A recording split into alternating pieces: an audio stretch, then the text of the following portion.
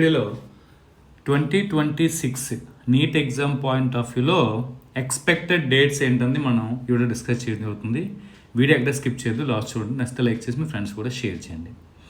Okay, maximum expected dates point of వ్యూలో notification ఎప్పుడు release చేస్తారంటే ఫిబ్రవరి 2026 అంటే ఫిబ్రవరి నెలలో మనకి ఈ నోటిఫికేషన్ అయితే రిలీజ్ చేయడం జరుగుతుంది.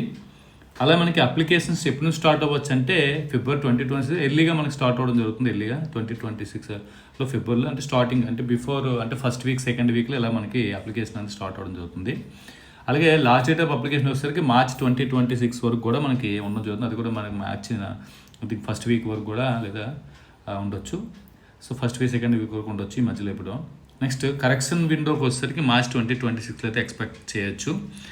దీంతోపాటు అడ్మిట్ కార్డ్స్ అనేవి ఏప్రిల్ 2026లో రిలీజ్ చేయొచ్చు. దీంతోపాటు ఎక్స్పెక్టెడ్ డేట్ అంటే నీట్ ఎగ్జామ్ డేట్ అంటే ఎప్పుడు కూడా మనకి మేలో ఫస్ట్ సండే వస్తుంది కాబట్టి ఈ మే ఫస్ట్ సండే మనకి 3rd పడింది కాబట్టి మనకి ఏంటంటే మే 3rd 2026 అయితే మాత్రం నీట్ ఎగ్జామ్ అయితే జరగబోతుంది.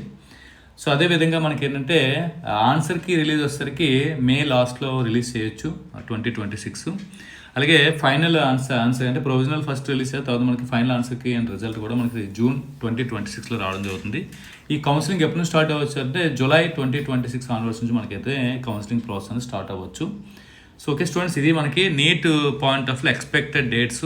ఓకే స్టూడెంట్స్, ఈ వీడియో మీకు ఎంతకంటే హెల్ప్ అవుతుంది, నచ్చితే లైక్ చేయండి, షేర్ చేయండి, ఛానల్ సబ్స్క్రైబ్ చేసుకోండి. Thanks for